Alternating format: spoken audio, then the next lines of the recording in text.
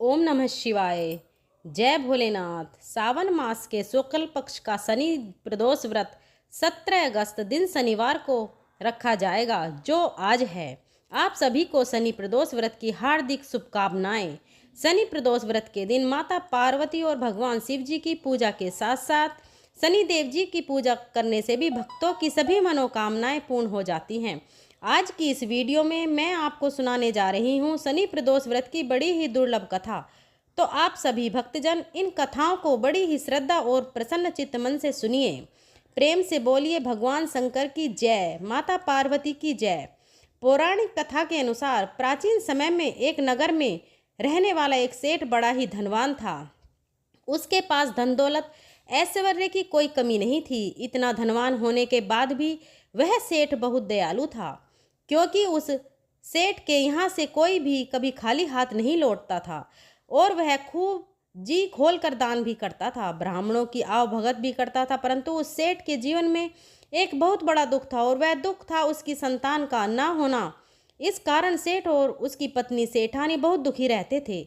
सेठ रात दिन यह सोचकर दुखी रहता था कि उसके पास इतना ढेर सारा धन है, लेकिन उसका उपभोग करने वाला उसका कोई संतान नहीं है, नहीं उसका वंश बढ़ाने वाला कोई है। इतने धन दौलत का वह क्या करेगा? यह सोचकर दोनों पति पत्नी बड़े दुखी रहते थे। एक बार जब दोनों पति पत्नी बहुत दुखी हो गए तो उन्होंने तीर्थ यात्रा पर जाने का निश्चय किया। इस प्रकार वे दोनों पति पत्नी अपना सारा काम, अपना सारा धन अपने सेवकों को सौंपकर तीर्थ यात्रा के लिए निकल पड़े। नगर से कुछ दूर ही निकले थे कि दोनों को एक विशाल वृक्ष के नीचे एक तेजस्वी साधु दिखाई पड़े, जो कि समाधि में लीन थे।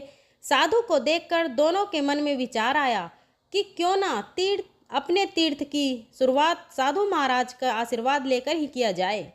साधु महाराज का आशीर्वाद लेने के लिए दोनों सेठ और सेठानी उनके सामने हाथ जोड़कर समाधि टूटने का इंतजार करने लगे।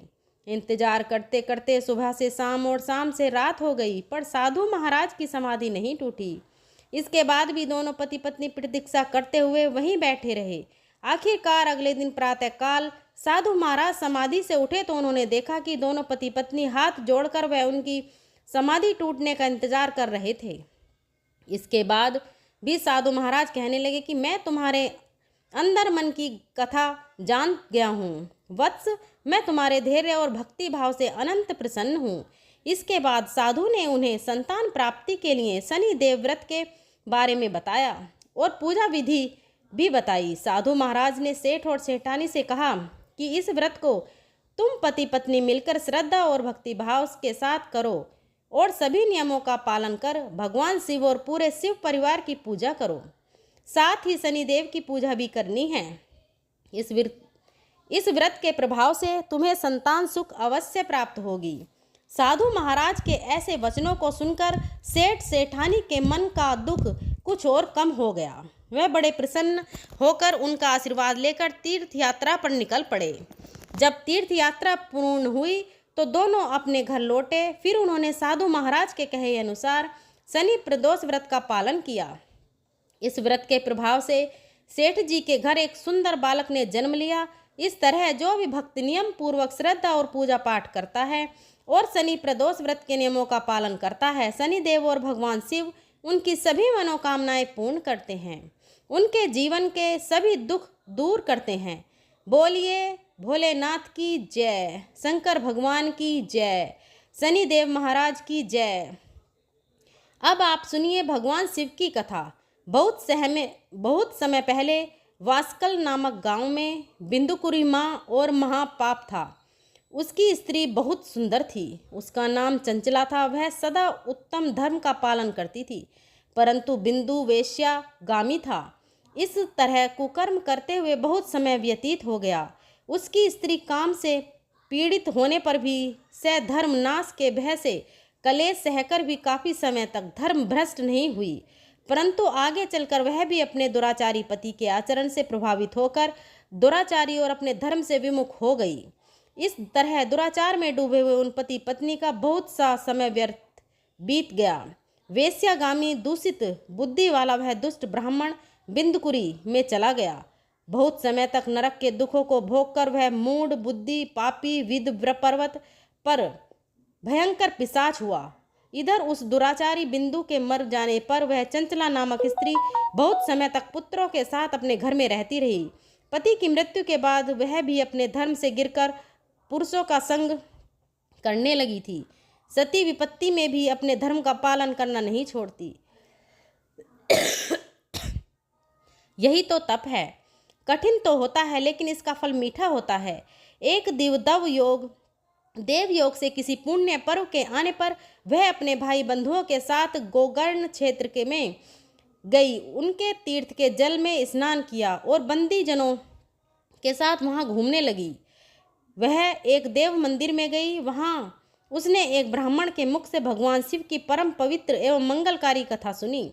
ब्राह्मण कह रहे थे कि जो स्त्रियां व्यभिचार करती हैं वे मरने के बाद जब यमलोक जाती हैं तब यमराज के दूत उन्हें तरह तरह से यंत्रणा देते हैं कि वे उसके कामागार के डंडों से दागते हैं, तप्त लोक के डंडों से उसका संसर्ग कराते हैं। यह सारे दंड इतनी वेदना देने वाले होते हैं कि जीव पुकार पुकार कर कहता है कि अब वह ऐसा नहीं करेगा, लेकिन यमदूत उसे छोड़ते नहीं हैं।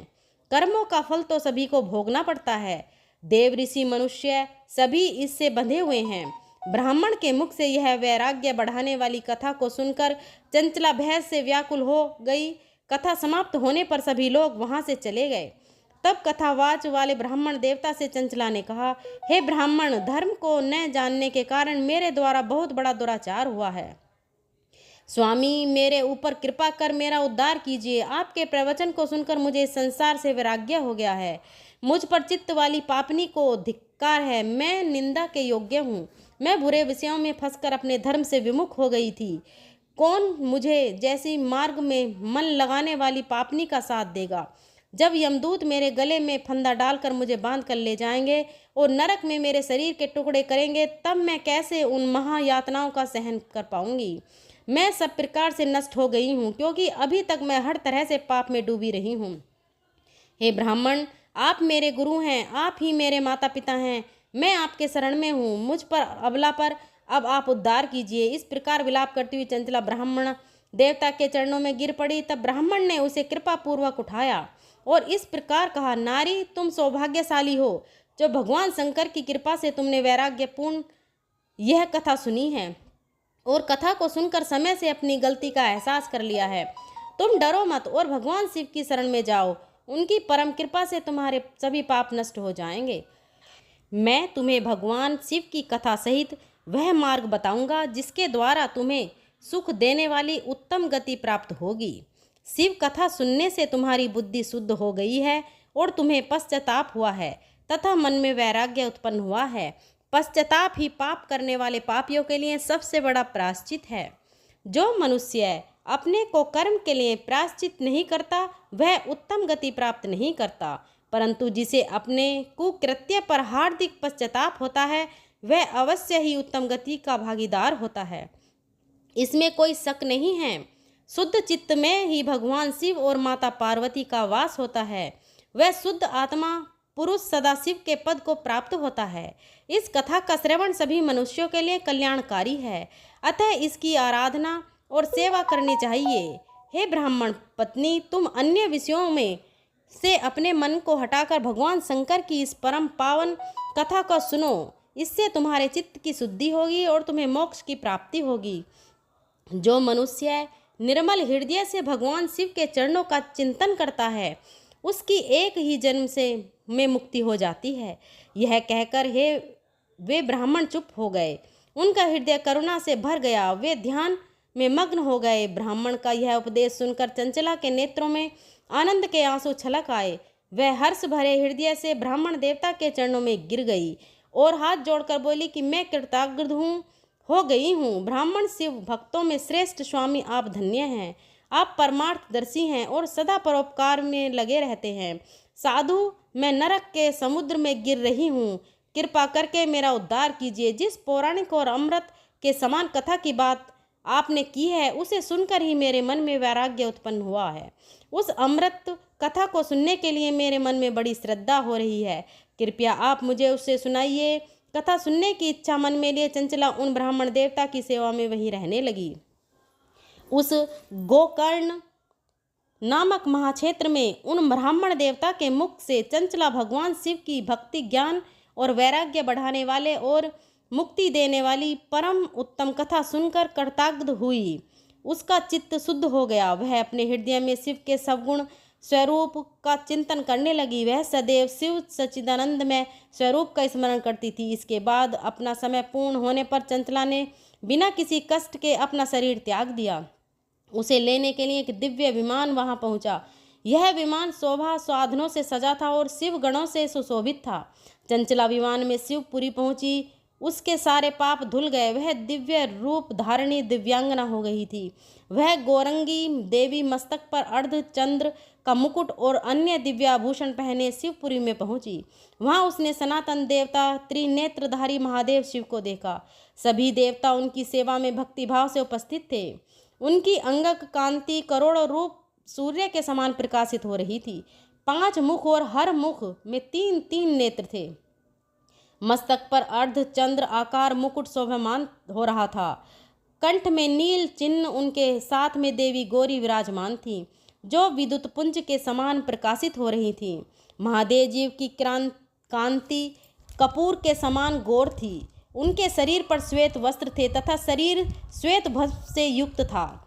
इस प्रकार भगवान शिव के परम उज्ज्वल रूप के दर्शन कर चंचला बहुत प्रसन्न हुई। उसने भगवान को बारंबार प्रणाम किया और हाथ जोड़कर प्रेम, आनंद और संतोष से युक्त होकर विनीत भाव से खड़ी हो गई।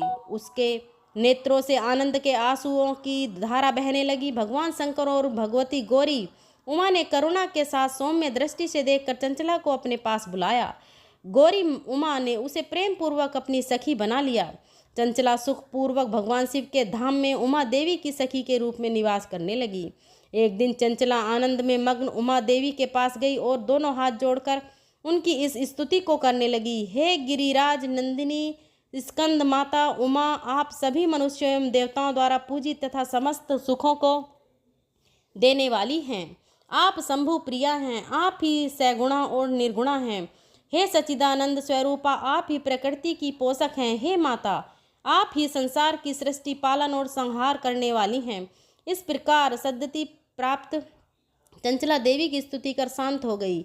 उसकी आंखों में प्रेम के आंसू मड़ आए। तब शंकर प्रिया भक्त वत्सला उमा देवी ने बड़े प्रेम से चंचला को चुप कराते हुए कहा कि सखी चंचला, मैं तुम्हारी इस स्तुति से प्रसन्न हूँ। बोलो, क्या वर मांगती हो? तब चंचला बोली, हे गिरिराज कुमारी, मेरे पति बिंदु इस समय कहाँ हैं? उनकी स्थिति कैसी है मुझे बताइए और कुछ उपाय कीजिए ताकि हम फिर से मिल सकें। हे महादेवी, मेरे पति एक शूद्र जाति वेश्या के प्रति ऐसा सख्त थे और पाप में डूबे रहते थे। गिरिजा बोली, बेटी, तुम्हारा पति बिंदु पापी था। उसका अंत बड़ा भयानक हुआ। वेश्या का भोग करने के कारण वह मूर्ख नरक में अनेक वर्षों तक अनेक प्रकार के दुख भोग कर अब शेष पाप को भोगने के लिए विदंच पर्वत पर पिशाच की योनि में रह रहा है और वह दुष्ट वही वायु पीकर रहता है और सब प्रकार के कष्ट सहता है। गौरी देवी की यह बात सुनकर चंचला अत्यंत दुखी हो गई।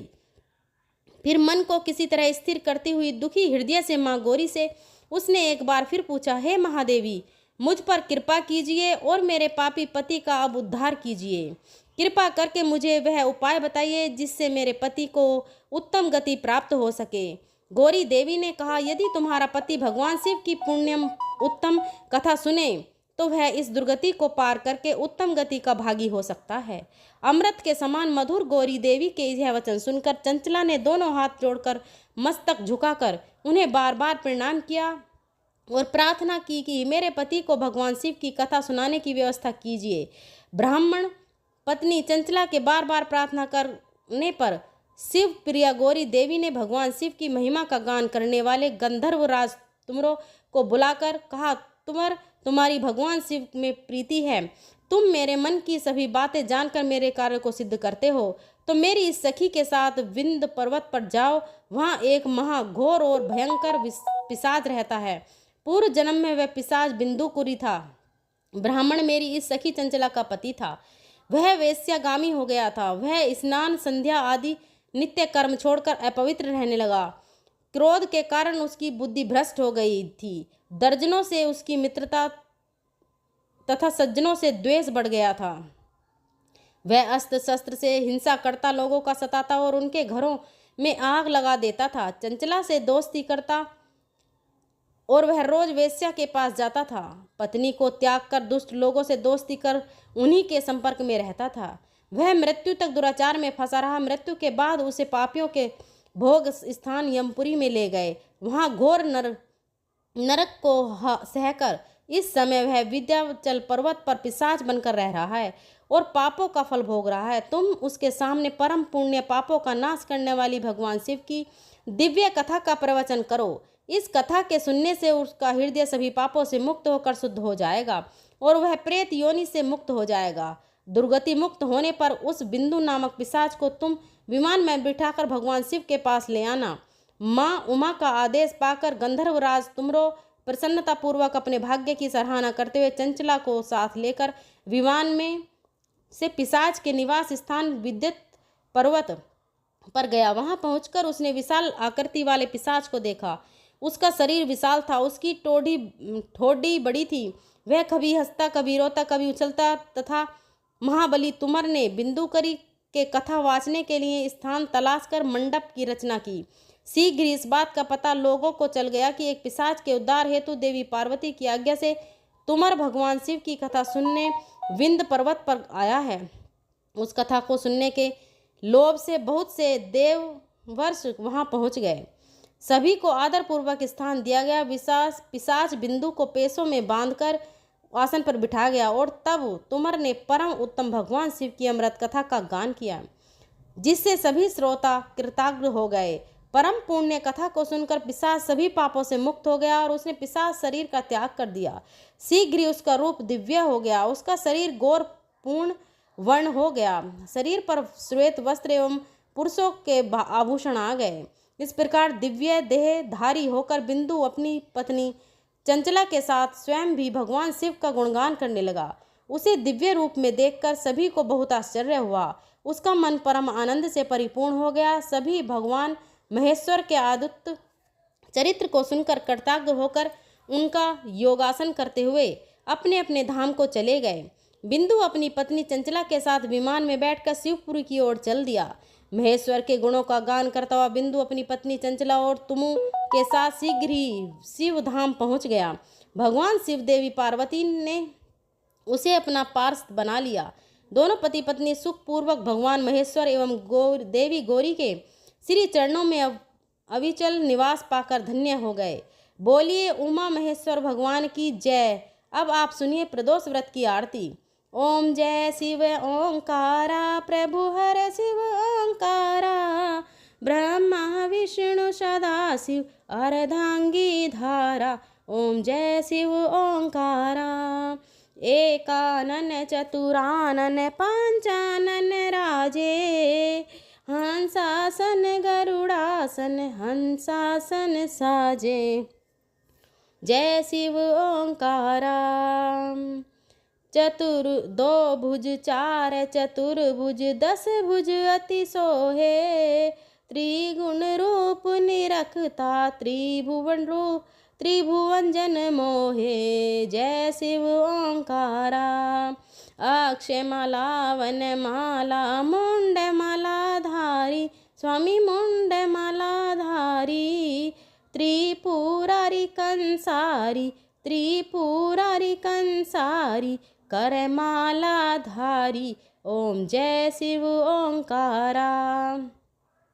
श्वेतांबर पीतांबर बाघांबर अंगे, स्वामी बाघांबर अंगे, सनकादिक गरुड़ादिक सनकादिक गरुड़ादिक, भूतादिक संगे। ओम जय शिव ओंकारा।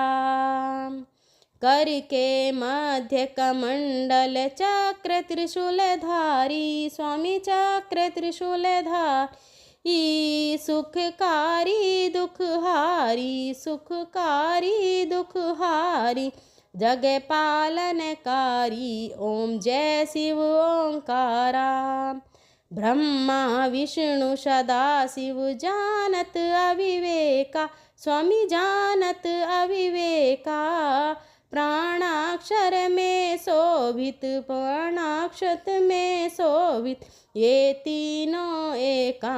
ओम जय शिव ओंकारा। ओंकारेश्वर त्रिगुण स्वामी जी की आरती, जो कोई नर गावे स्वामी प्रेम सहित गावे। मन वांछित फल पावे, पार उतर जावे। ओम जय शिव ओंकारा। ओम जय शिव ओंकारा, प्रभु जय शिव ओंकारा। बोलो भोलेनाथ की जय। ओंकार बोलो, हर हर महादेव। दोस्तों, अगर आपको हमारी ये वीडियो पसंद आई हो तो प्लीज़ हमारी वीडियो को लाइक कीजिए, शेयर कीजिए, हमारे चैनल को सब्सक्राइब कीजिए। और अगर आप माँ पार्वती और भोले बाबा के सच्चे भक्त हैं तो कमेंट बॉक्स में जय भोलेनाथ, जय माँ पार्वती ज़रूर लिख कर जाइए। जय भोलेनाथ। धन्यवाद।